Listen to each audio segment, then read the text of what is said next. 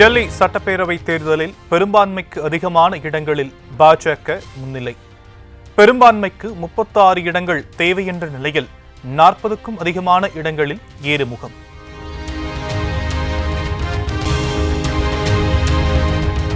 கல்காஜி தொகுதியில் போட்டியிட்ட டெல்லி முதலமைச்சர் அதிஷி வெற்றி. பாஜக வேட்பாளர் ரமேஷ் பிதூரியை 1000 வாக்குகள் வித்தியாசத்தில் வீழ்த்தினார்.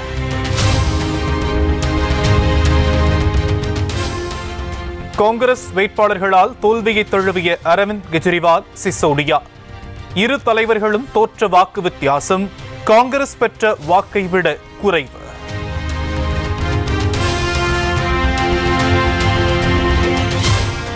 டெல்லி தேர்தலில் ஒரு தொகுதியில் கூட முன்னிலை பெறாத காங்கிரஸ். ராகுல், பிரியங்கா ஆகியோர் சூறாவளி பிரச்சாரம் மேற்கொண்ட போதிலும் பின்னடைவு.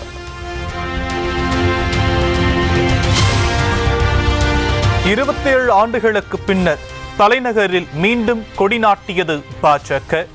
கட்சி தலைமை அலுவலகம் முன்பாக தொண்டர்கள் திரண்டு கொண்டாட்டம்.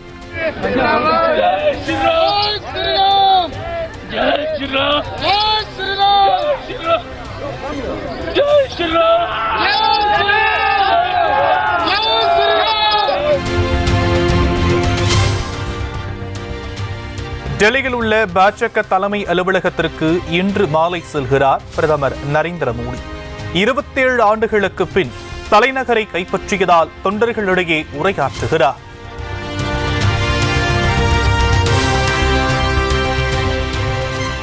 டெல்லி சட்டப்பேரவை தேர்தலில் 49% வாக்குகளை பெற்றது பாஜக. 9% வாக்குகளை இழந்து 44% வாக்குகளை மட்டுமே பெற்றது ஆம் ஆத்மி.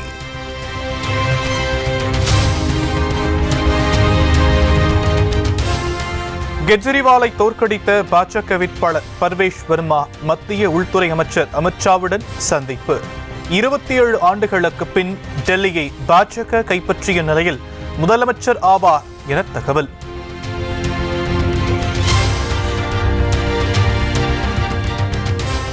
டெல்லி தலைமை செயலகத்திற்கு சீல் வைப்பு, ஆவணங்களை பாதுகாக்க நடவடிக்கை என தகவல்.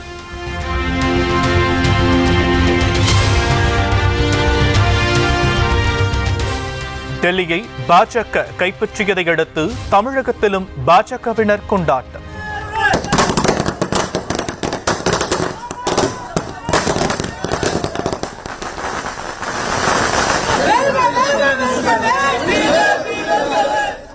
கட்சி அலுவலகத்தில் தொண்டர்களுக்கு இனிப்பு வழங்கினார் தமிழிசை சவுந்தரராஜன்.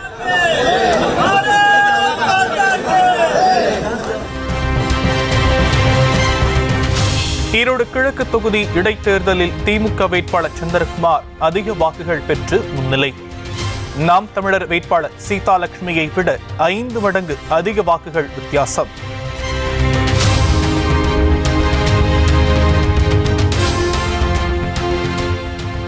ஈரோடு கிழக்கு தொகுதி இடைத்தேர்தலில் நோட்டாவுக்கு 3வது இடம். 5 சுற்றுகள் முடிவில் நோட்டாவுக்கு 1584 வாக்குகள் பதிவு.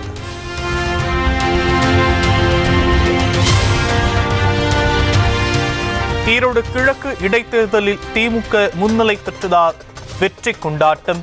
அண்ணா அறிவாலயம் முன்பாக பட்டாசு வெடித்தும் இனிப்புகள் வழங்கியும் உற்சாகம்.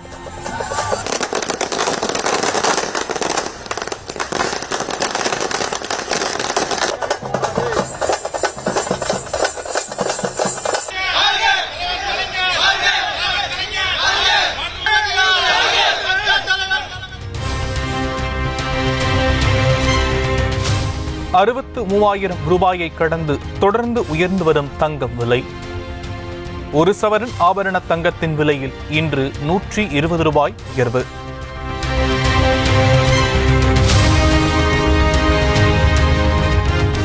ரிசர்வ் வங்கி வாரிய இயக்குநர்களுடன் மத்திய நிதியமைச்சர் நிர்மலா சீதாராமன் சந்திப்பு. மத்திய பட்ஜெட்டுக்கு பின் வழக்கமாக நடைபெறும் கூட்டத்தில் பங்கேற்று ஆலோசனை.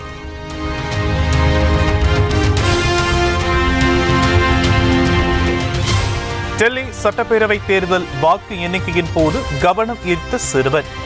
கெஜ்ரிவால் வீட்டுக்கு அவரை போலவே உடையணிந்து வந்ததால் தொண்டர்கள் உற்சாகம்.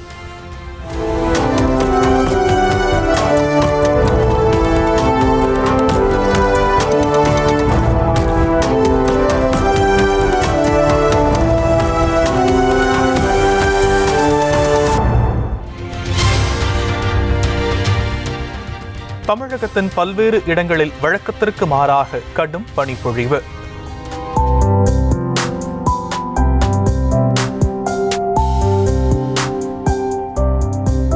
காலையில் அடர் புகை போல பனிமூட்டம் சூழ்ந்ததால் போக்குவரத்து பாதிப்பு.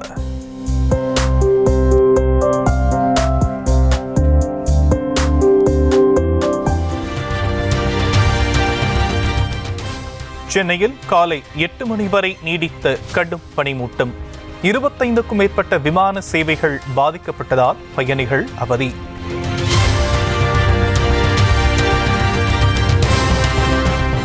பாலியல் வன்கொடுமை முயற்சியின் போது ரயிலில் இருந்து தள்ளிவிடப்பட்ட கர்ப்பிணிக்கு ரயில்வே அதிகாரிகள் ஆறுதல். வேலூர் அரசு மருத்துவமனையில் சிகிச்சை பெற்று வரும் கர்ப்பிணிக்கு 50,000 ரூபாய் கருணைத் தொகை வழங்கினர்.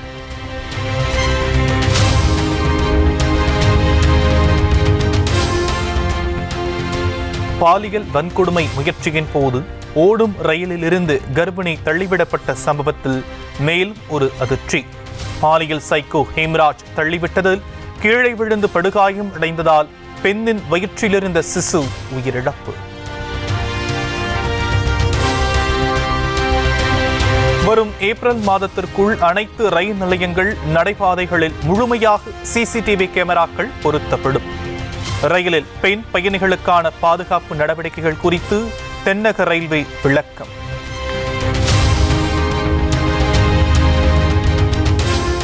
ஹெல்மெட் அணியாமல் பைக் ஓட்டிய தவைக்க பொதுச் செயலாளர் புஸ்ஸி ஆனந்த் 1000 ரூபாய் அபராதம் விதித்து மாம்பலம் போக்குவரத்து போலீசார் நடவடிக்கை.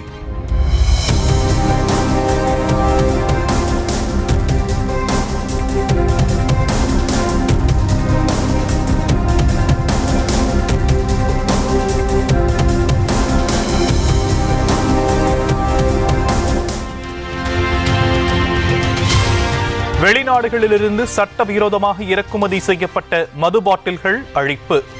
ஜார்ஜ் டவுன் நீதிமன்ற உத்தரவை அடுத்து சென்னை கொடுங்கையூரில் வைத்து நொறுக்கப்பட்டன.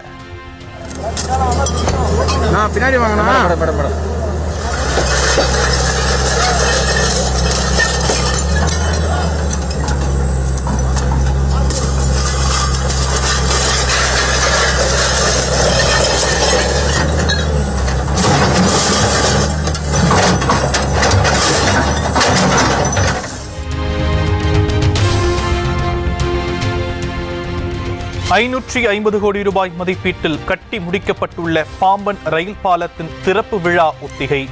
செங்குத்து தூக்கு பாலத்தை கப்பல் கடந்து சென்றதையும் ரயில்கள் இயக்கப்பட்டதையும் கண்டு ரசித்த மக்கள்.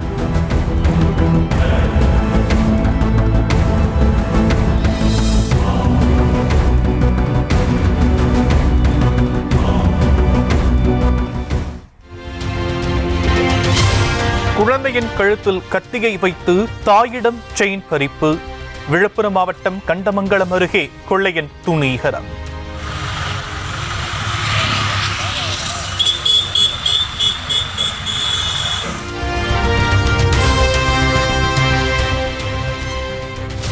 பட்ஜெட் நகலை எரித்து நாகையில் கம்யூனிஸ்ட் கட்சி போராட்டம்.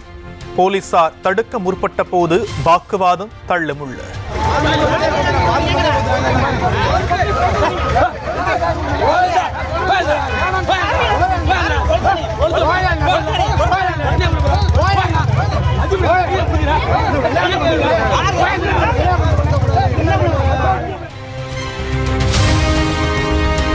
திருவாரூர் மாவட்டம் வலங்கிமான் அருகே பெண் குழந்தையை கட்டைப்பையில் வீசி சென்ற கொடூரம். பிறந்து 20 நாட்களேயான பெண் குழந்தையை சாலையோரம் வீசி சென்றது யார் என போலீசார் விசாரணை.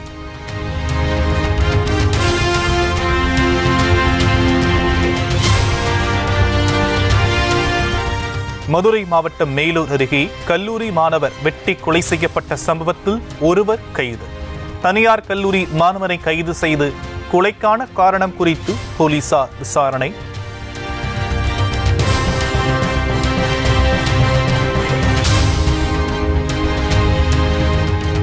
பத்தொன்பது வயதுக்குட்பட்டோருக்கான மகளிர் T20 கிரிக்கெட் போட்டியில் இந்திய கோப்பையை வெல்வதற்கு துணை புரிந்த கமலினிக்கு 25 லட்சம் ரூபாய் ஊக்கத்தொகை.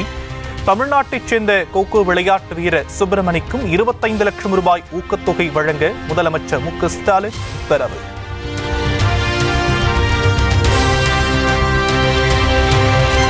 திருச்சி மணப்பாறைப்பட்டியில் மாணவியிடம் பாலியல் சீண்டலில் ஈடுபட்ட தனியார் பள்ளி தாளாளரின் கணவர் மீதும் தாக்குதல்.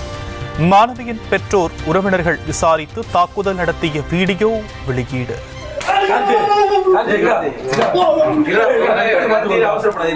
சொல்லிரு, நான் உன்னை தப்பிக்க விட்டுறேன். சொல்லிரு, நான் உன்னை விட்டுறேன். நீ சொல்லிடு, விட்டுறேன். கை வச்ச வழக்கத்திற்கு மாறான கடும் பனிப்பொழிவு காரணமாக பூக்கள் விளைச்சல் பாதிப்பு. சங்கரன்கோவில் மலர் சந்தையில் 1 கிலோ மல்லிகைப்பூ 5000 ரூபாய்க்கு விற்பனை.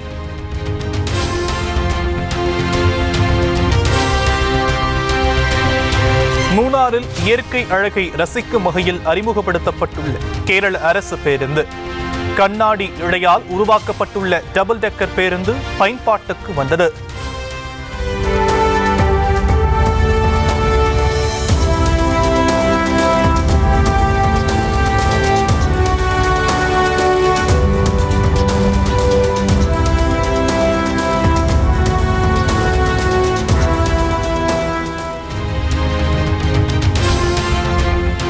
ரஜினியின் 173வது திரைப்படத்தை மணிரத்னம் இயக்க வாய்ப்பு என தகவல்.